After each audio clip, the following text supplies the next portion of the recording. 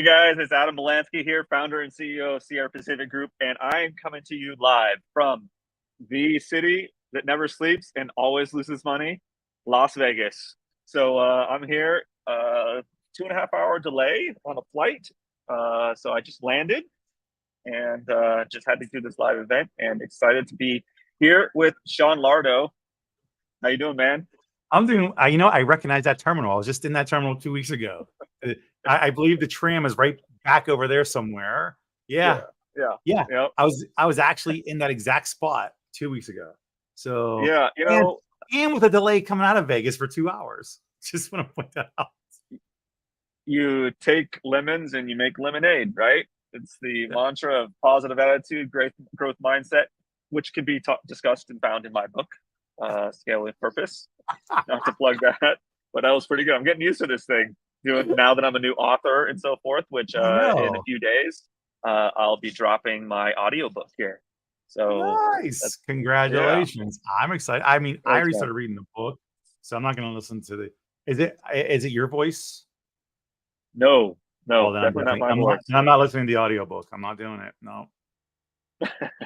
I want to go to sleep with you on that. Like listen to Okay. your fantastic voice. Like, oh, it's amazing. So anyway, Yes, I'm glad you landed safely. I'm glad you're appreciate here. it. Would you like me to take over the conversation? You can. I mean, it seems like I'm broadcasting faster here than I am at my own home. I know you're doing really well. So how about you go while you have a chance? Yeah, so we are here for PitchIT 2023.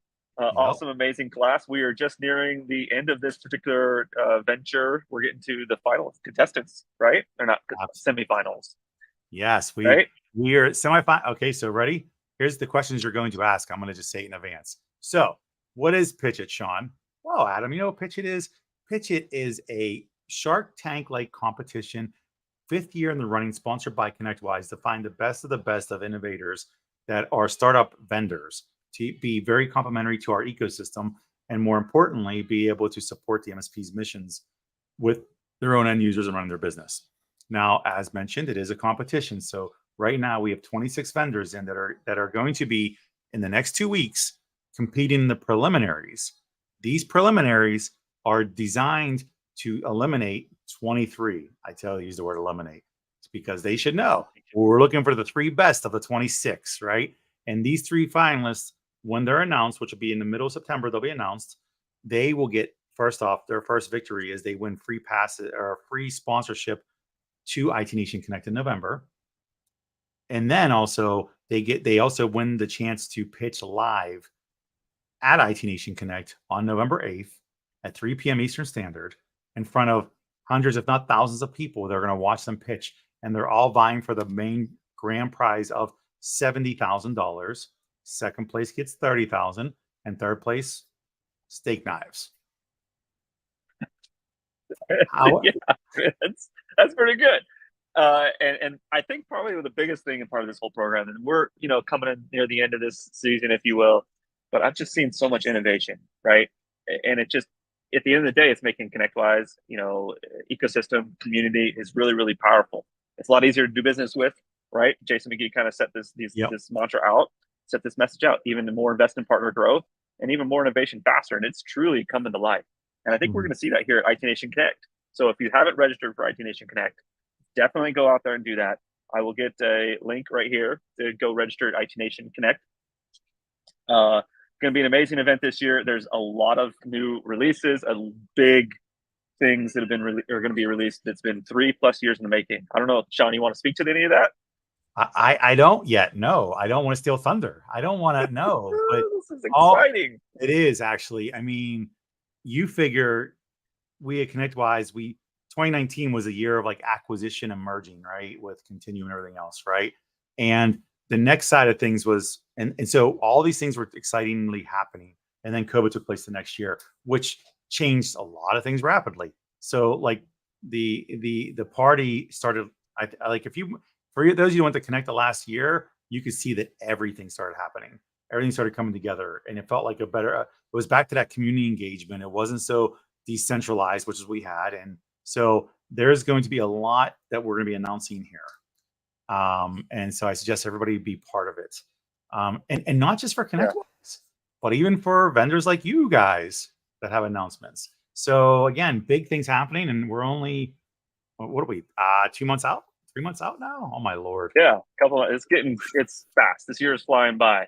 And you know what makes this world also fly by fast is having really cool, awesome friends such as Ed, Mana, and Seenum at Channel Pro. We were out there last week, so that was a good way to bring them in, right? New, different, right? Right. Thank you. I mean, Ed was on stage with me presenting at Channel Pro in Jersey, not far from his home. Yep. What's up, Ed? Yeah, I'm good, thanks. I'm sorry that you're sitting in the airport, Adam. I'm sorry I jinxed it by asking you about the live stream earlier today, you know? It's all your fault. It's all As I'm drinking my liter of Poland spring water here, you know? Oh boy. So, but yeah, last week was great because usually we don't get to talk ahead of time about this stuff, right? We kind of speak over email, and seeing you guys last week was definitely a blast. Hanging out with Sean at the cigar bar, going over our slide deck and just kind of going over what we're going to do today. So it was I enjoyed it a lot. And I look forward to seeing you guys at the next event. I think you're going to be what, Sean, in Toronto at ASCII? No, I'm not doing Toronto. Nope. Nope. I'll be there. Maybe if you want, send me the tablecloth. I'll do the ConnectWise booth. Sean can't cross the border. Just throwing it out there. He has to remain within the United States. I'm surprised, Adam. He can leave. Adam, I'm surprised he can leave Pennsylvania. Him being Amish and all, you know. His passport was confiscated by the government. You know, again, let's put him, Ed. We're gonna unpack this real quick. First off, Canada isn't even a border realistically. It's just it's upper north. It's the upper United States, right? It's trees and stuff. There are a lot of trees. Second, the whole beard Amish thing, Ed. You can't grow a beard, and that's why you keep talking about my beard. And it's okay. You have envy. I understand. I actually had to mute just now because I was laughing so hard at this part of the conversation. Yeah, I'm enjoying it. Thirdly, we're here to talk about all the cool stuff that you're doing. Right, Garrett? I'm telling you, it was a great cigar bar. But last week was good because Ed, you got up on stage. And for people that don't know, I talk at these events in general from ConnectWise perspective, and I do a talk on return on relationships. So no better way to really do it than to bring on one of you guys on that happened to be at the same show. And Ed graciously accepted to do it with me. And we spent the evening before and the morning of wrapping up this presentation and changing things around. And we ended up winning Best Community Award as a result of the conversation even. So I'll take it. So, and Ed did. Thank you. Was dope. So nice. Thank you. It was awesome. But we are here to know a little bit more, have our audience know a little bit more about Ed and what Bizzity does. Bizzity? Yes, what Bizzity does. Bizzity Bees at Bizzity. What has Bizzity Bees have been doing at Bizzity, Ed? So really good. At its core, Bizzity is a revenue growth platform that helps MSPs create proposals in a New York minute, because I am from New York, track changes, which was very important to us in terms of revisions, and allow them to boost their revenue by getting their stuff out so fast, and then ultimately focus on what matters most in their MSP business. So at the core, think of us as proposals with benefits, if you want to think of us that way, right?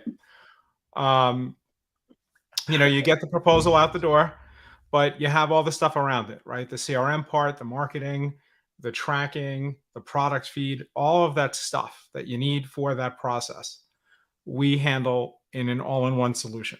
So it's one throat to choke.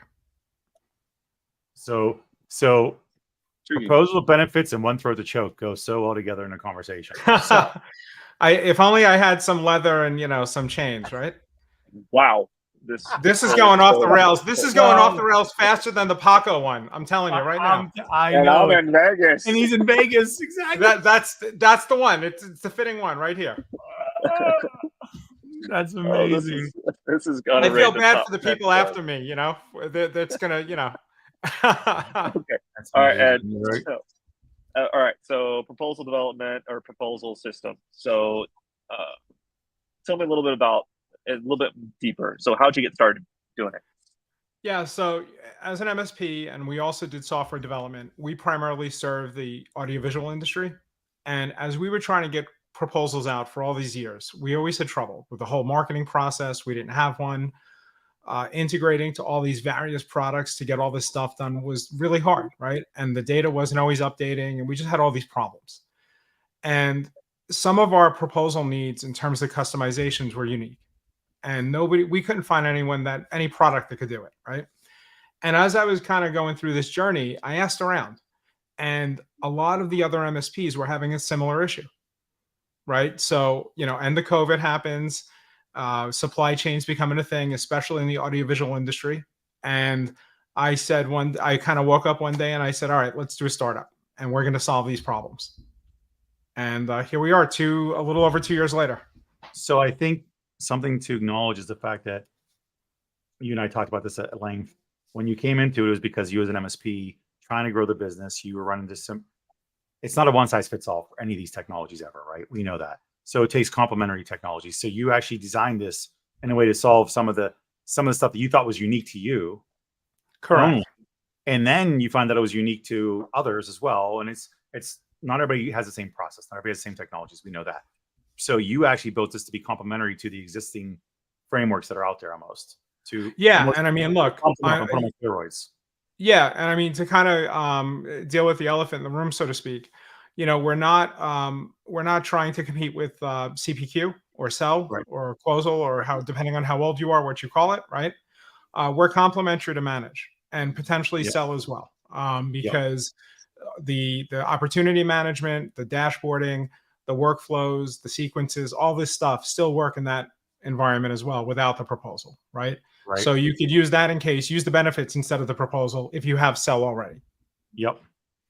Perfect. Okay, good. That's what I wanted to get out of the way. So that's all we have for you for right now, Ed. We have to kick you off and bring you back. We're going to kick you. Thanks, John, for hosting this. I got you, dude.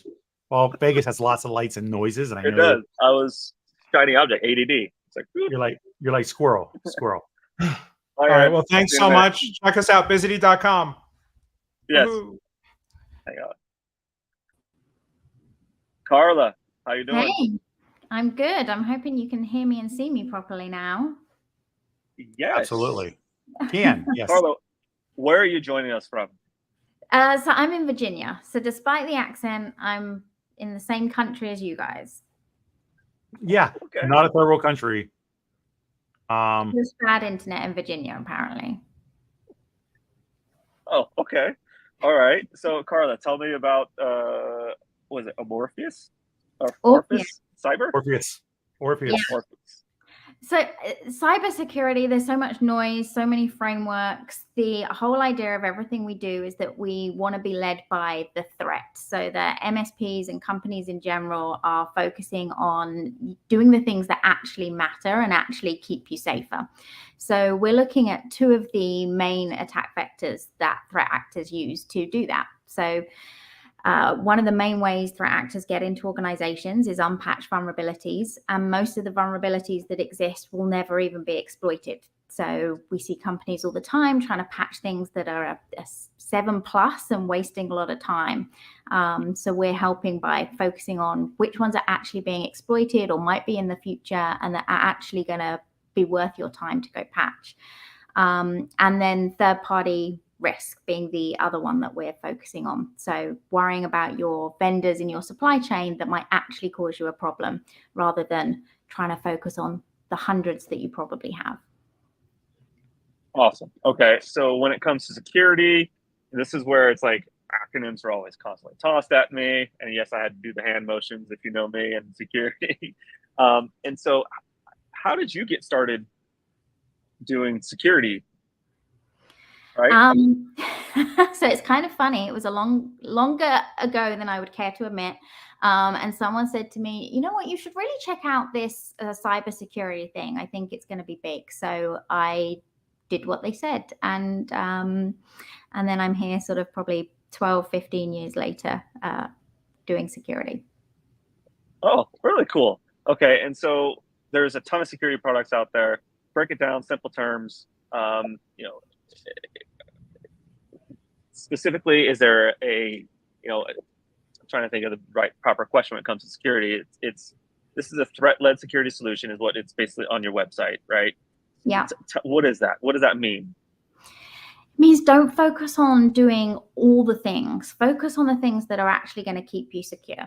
So if I use the vulnerability example, don't worry about the fact that there's thousands discovered each year. Worry about the ones that are being used in ransomware. Worry about the ones that are actually being exploited, and then start worrying about the ones that might be exploited in the future. Don't worry about something that may never actually be used, because most of them don't. Only 0.5% of vulnerabilities are ever actually exploited. So if you're trying to do everything, you're wasting a lot of time and a lot of money. Gotcha. Okay, very cool. And so when did you get started with this again? So Orpheus is about 6 years old, and we've been in the enterprise space for a little while. So we've been working now with MSPs for 8 to 12 months. So we've re-engineered kind of the solution. Everything is multi-tenanted. We've changed how we charge and bill and all those things, and have ways, we can show how we're going to either save you money or help you make money. Very cool. Awesome. I'm gonna bring Ed back in. How you doing, Ed? I'm good. How you doing? Thanks. Doing pretty good. So thanks, Karla, for that. And Sean is in the green room doing his own thing. So I'm gonna go ahead and leave him there. Someone got Sean to not speak. That's awesome.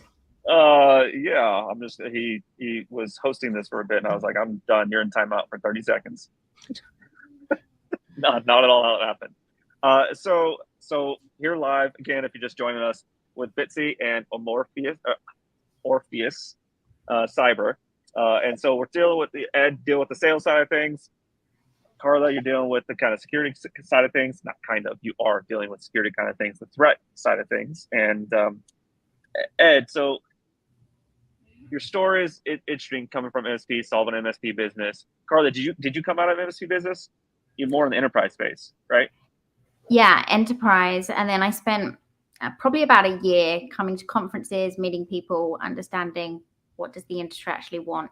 But yeah, not an MSP before that.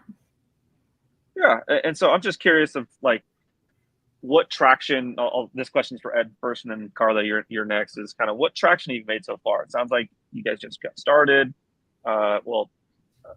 Ed, mainly you got started a couple of years ago, right? So what traction have you made so far?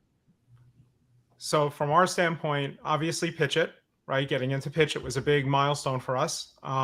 Software-wise, it's a lot of the integrations we've been working on, right? We're doing a little bit different things with integrations. They're more intelligent. And it's taken us a while to get that honed in. So completing ConnectWise Manage is great right before everything changes.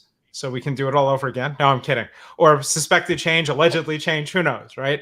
But we're prepared for that as well, by the way.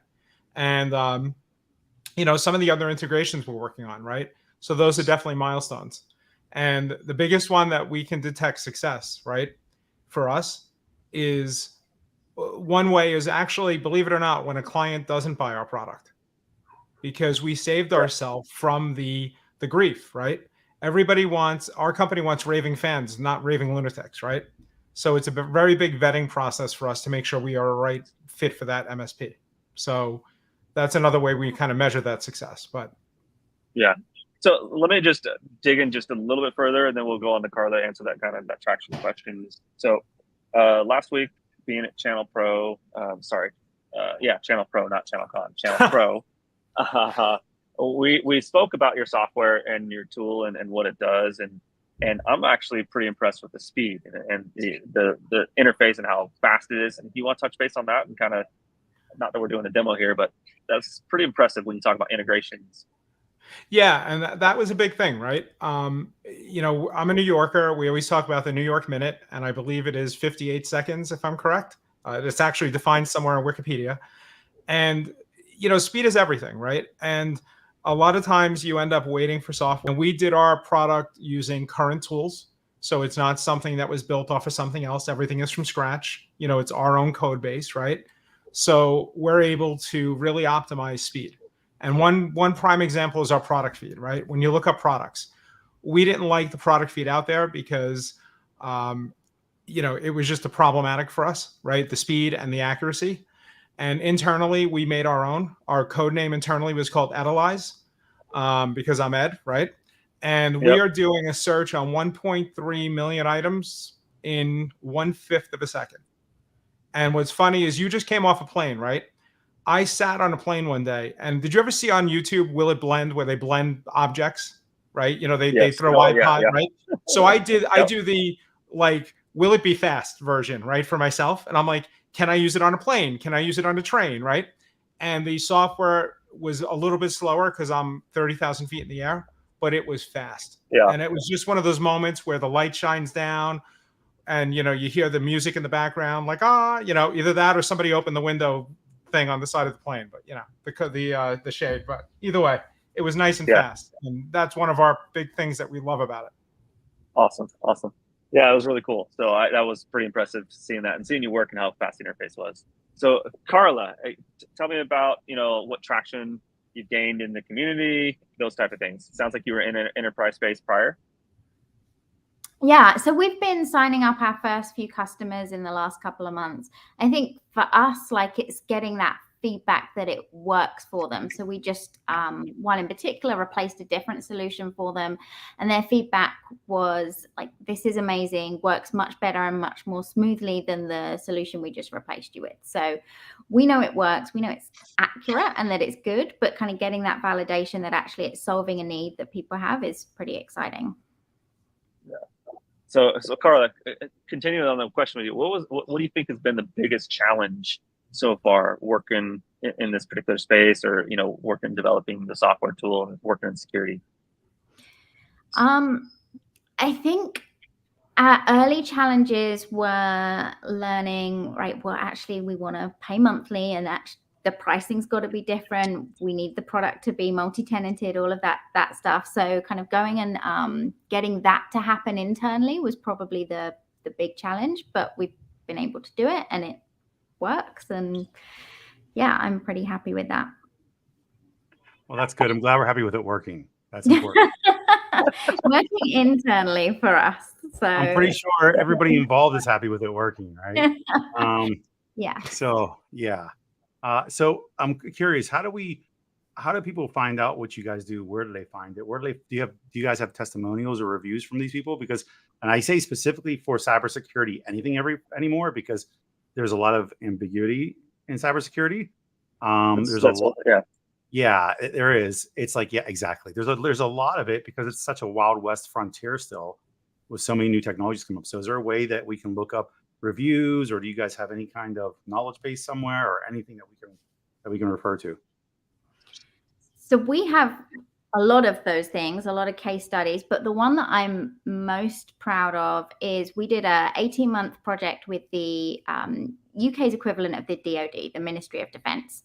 So they gave us all their data and proved that our product is 94% accurate, which in data science terms is like apparently off the charts and incredibly good. So there's there's a whole white paper on exactly what they did and why that's good. So that's my favorite one for people to go check out. Like, why are we more accurate than the other solutions you might want to use? You should probably take that as a link and apply it to the comments from this actual recording that goes out, so everybody has it. It can be in the posts. Just a thought. I will do that. Because Karla loves marketing. Yeah, for sure. So Ed, what has been some of your biggest challenges? So, you know, one of the biggest, I guess, is cash flow. We're bootstrapping, and financing a team for 2 years without income is a little bit hard. But if you were in our session last week, Sean and I talked about the different modes, the mode theory, right?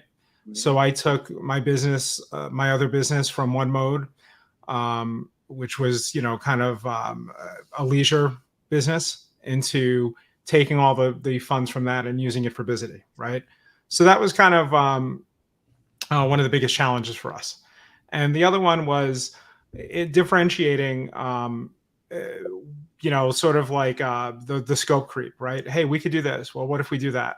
And it's really just defining and staying on track. So it's definitely something we've honed in on a lot more. Really cool. So curious, Dan. I think this is a good conversation around this real quick for other entrepreneurs that are coming out. How do you if you're bootstrapping, which we know is very difficult, how do you plan and budget accordingly and prepare yourself? Because you're fighting two battles here, three battles essentially. One is staying afloat with business, with the money you have. Two is growth as far as revenue, customers, etc., which requires investment, and the other is development. So how are you planning this out? So it's the first thing I did, and here's like sort of my big secret, or what I would tell people to do if they were trying to do it themselves, is surround yourself with people smarter than you. Because as an entrepreneur and as a CEO, I did not write this code for this product. I think I've maybe touched 5 lines of code, changing something because I wanted to feel important, right? But I hired a team, and we're not hiring contractors that are, doing a 3-month project. There are people that are going to be around. Our employees all have ownership, right? If they stay until the end, they're getting a payout, right? So there's a lot of motivation there. And it's really kind of balancing the books, right? Looking at events that will potentially give you a higher return than others. And also learning that you don't always have to be exhibiting at events. There's lots of other ways you can do it to bootstrap, right? Just my presence alone at events has people talking to us. Standing next to you has a benefit, right? Guest speaking, those kinds of things, right? So it's a lot of that other homegrown stuff, even stuff like this. I'm sure Adam would love to come on our podcast and talk about his new book, right? So now we're getting Adam's thousands of followers coming to see our podcast. So that kind of stuff, right? It's a lot of that homegrown stuff. Yep. Okay, perfect. I think that's important. Again, because many people are trying to figure out how to get there, and you're doing it, and you've done it successfully twice now, almost. Because Bizzity's still startup, but you've started a business. Actually, Sean, 3 times. I had my first company at 16, right? It was real fun at the bank, not being an adult, opening accounts, right? But one thing to note, and this is important, is that it's not that we can't get VC money, right? We're told, come to us when you want it. It's a different conversation, right? Because it's deciding at what point we want to start giving up that equity. And again, it's depending on how big we want to open that faucet,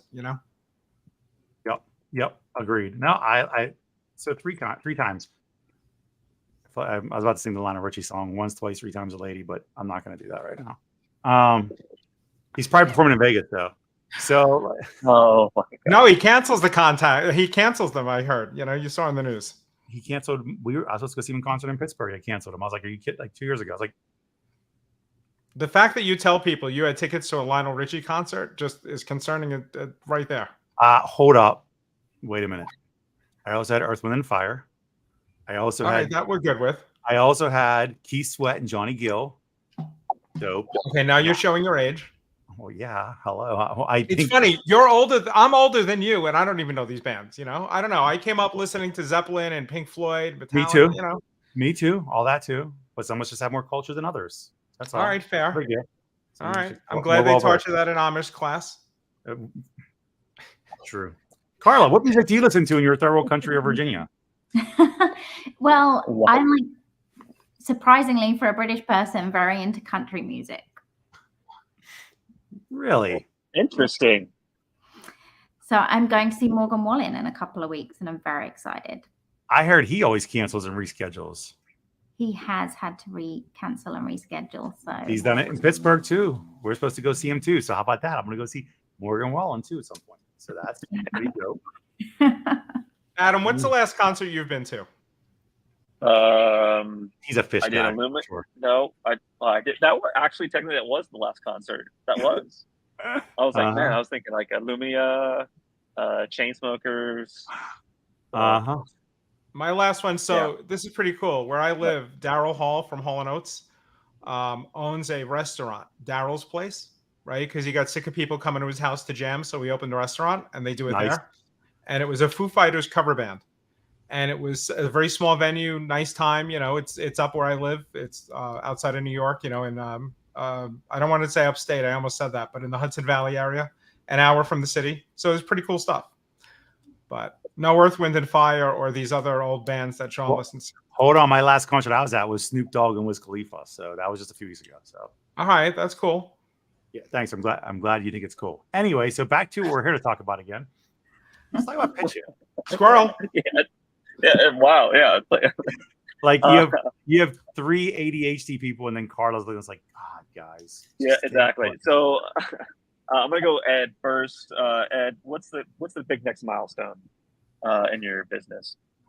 Our biggest next milestone is Monday, when we have our evaluation with the investor round for PitchIT.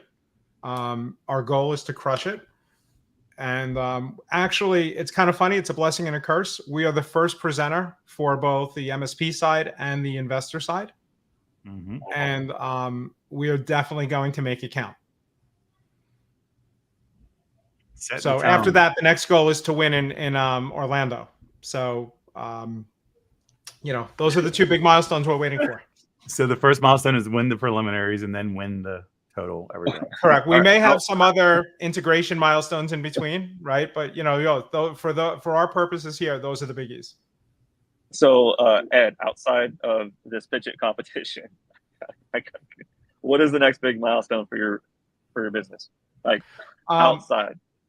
So realistically, it's increasing our integration stack. We have some in place right now, the distributors, Zapier, stuff like that. It's really getting that going, and then mobile is next. We're actually working in a mobile environment so that we can bring the stuff that we're doing on the desktop to mobile. Very cool. Okay. Wait, to mobile? How so? What elements of mobile? So think of it this way, right? One of the big things we do is dashboards and the sales funnels, right? So what if you could open your phone and all of a sudden you see your funnel at a glance, what's going on with your team, right? Or Okay. if new things have happened, somebody signed a proposal, those kinds of notifications, or having them dashboarded in that way. So that's one big area, right? And the other would be actually managing your contacts. I mean, we're doing stuff with scoring. So think of it as almost like feeling the love, right? Think of it as a red, yellow, green. And this idea kind of, and I hate to say it because I'm never going to hear the end of it, came from Sean. And it was something we kind of played with. And Sean, actually, as much as I give Sean grief, he is one of the most brilliant people I know. And he's not even a judge, so I'm not even kissing his butt. But we're doing a scoring mechanism so that we can tell people who they need to focus on. And that's something where that metric is really, really important to us. And it's a really difficult metric, but it's being worked on every day. And we're perfecting it over and over and adding to the logistics, right? So it's a very good metric. I have Fordham professors from Fordham University helping us with the math because it's that difficult. And that's another milestone for us, is getting mobile and those kinds of metrics going. I love it. And thank you for the compliment. It pains me to give you a compliment, but it pained me to receive it. So thank you. Maybe you said it to me while you were churning butter. How about that? That's like a reverse negative, right? Now we're back. So there you go. So Karla, you're up next, right? Yeah, Karla, you're up next. What's the next big thing? Well, I think PitchIT is where a lot of my attention is. We just hit a pretty big one for us we launched a partner site. So we'd had a lot of content that will help MSPs sell our product and talk to their customers about our product. But now that's all in one place. So we were pretty excited about that. And then we have some integrations too. So we're not scanning, we're the data layer on top of that. So we've built a lot of integrations with different scanning tools that are going live over the coming few weeks. What's the integration with different scanning tools? Is this so you can have more access to more technologies, more frameworks, more companies, or what's the reason for it? Makes the process smoother. So if you're an MSP and you want to go scan your customers, if you're using Tenable or Qualys, which we have now, it just comes straight into our platform. But otherwise, if you're not using one of those tools, you've got to download the results and upload them. And it doesn't take very long, but it's still an extra step you have to go through. So the idea is just make it more seamless. Right. Okay. Makes sense. Okay. I'm sorry, Adam, I don't want to take over your whole thing. So go ahead. You're up. Yeah, it's all good. So, both Karla and Ed, both of you guys are talking about getting in PitchIT and winning it and being involved in PitchIT being kind of a huge milestone for you. I'm just curious. You guys went to apply to this at the beginning of the year. Just give me. What were your mindset around applying? What it is today versus what it is, what you're actually experiencing now. So, and I'll start with you first. So going into it, Sean, I met Sean last year. All he did was talk about how great the program is. We looked into it. We applied for it, not knowing really what we would get from it. We kind of were told in the application process, right?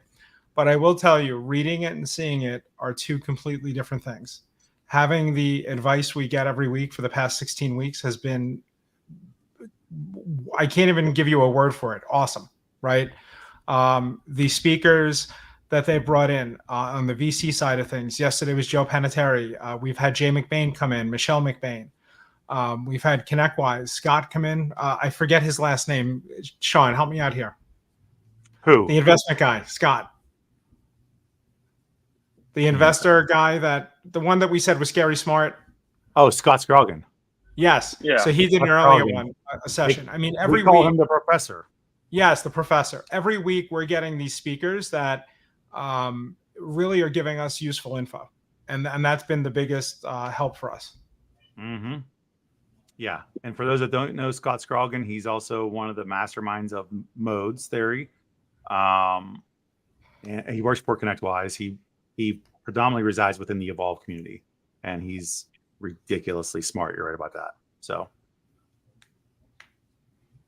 Adam, you there still? Yeah, I am here still. I was trying to freeze a little bit more. So, yeah.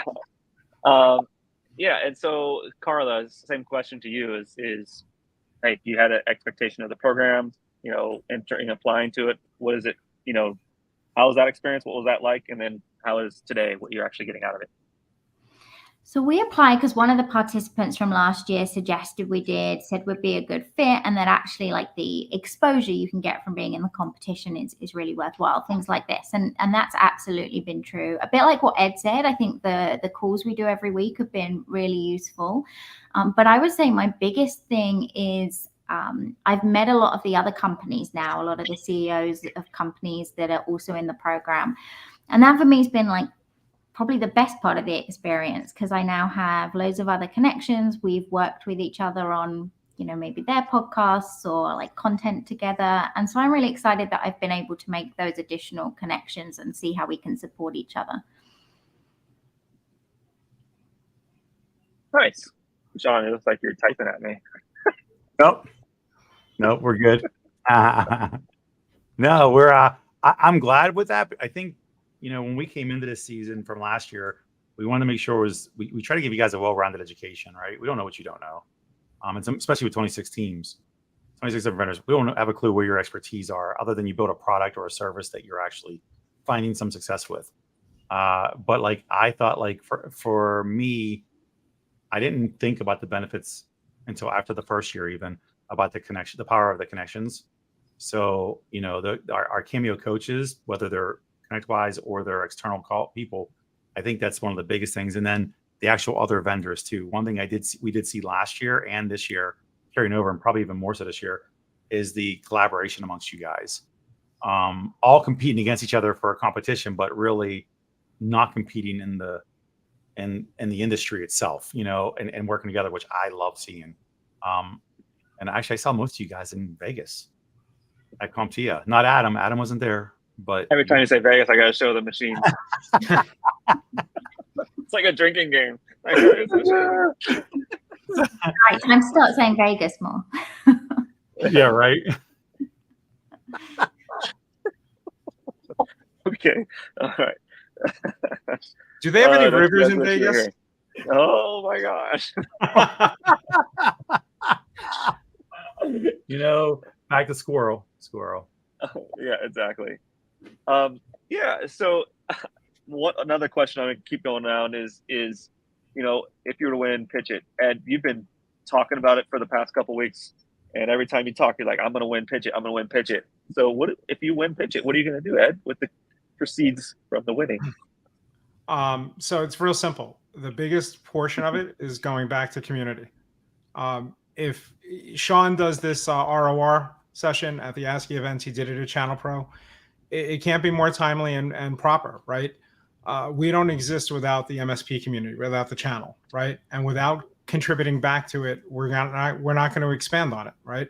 So for us, we want to do those regional events. We want to educate. A big thing for us is to give it back into education, right? So that, the MSP who doesn't know how to market can learn. If they use Bizzity or not, I'd rather they use Bizzity, but they can use something else. I'm cool with that. Let them learn from us. Let them learn from what we know, right? Maybe we can co-author a book, Adam, since you're the new author of the year here. You can ghostwrite for me. But no, I mean, that's really the big part of it.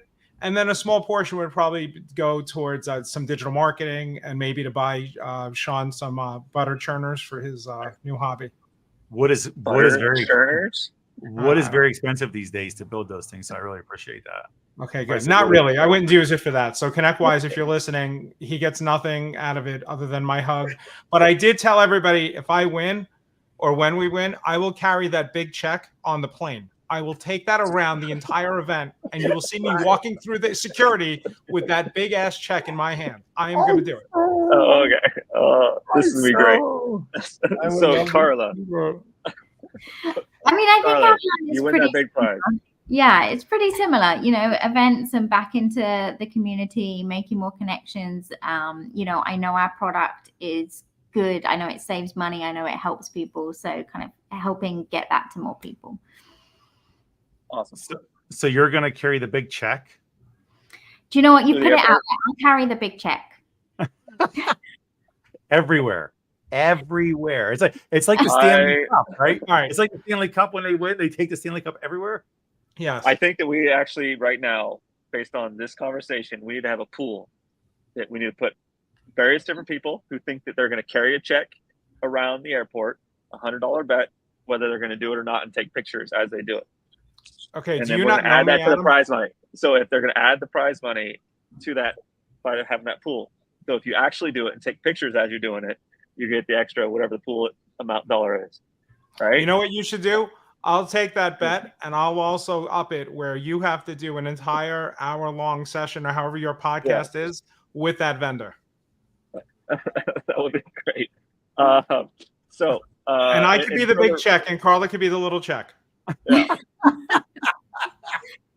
As long as it's not the steak knives. Sean, I haven't told you this, I don't think. I'm vegetarian. I can't come third. I don't need steak knives. Okay, well, they're vegetable knives. Eventually, it could cut carrots. You got to cut carrots and potatoes. Yeah. Listen, I wouldn't be taking those through the airport, though. No, you don't do that. No, Okay.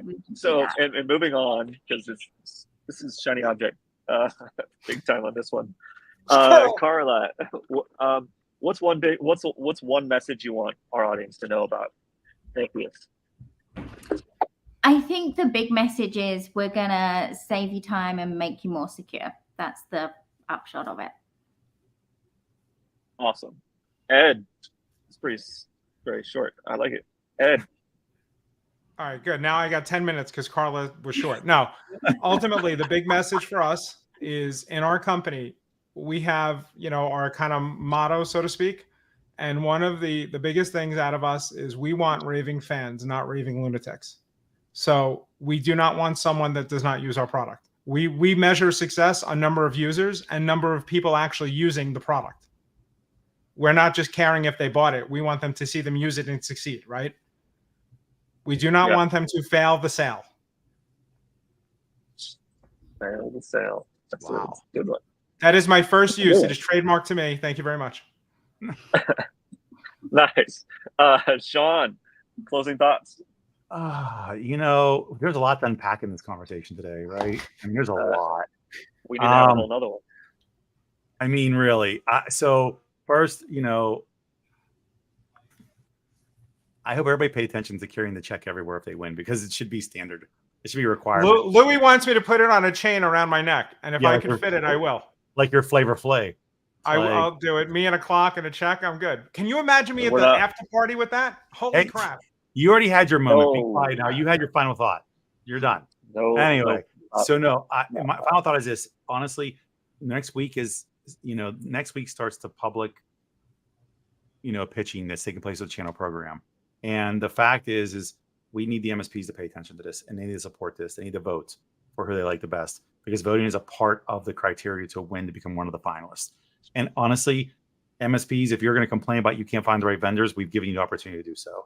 You should be paying attention to all these guys. You should be on watching. You should be paying attention to these live streams.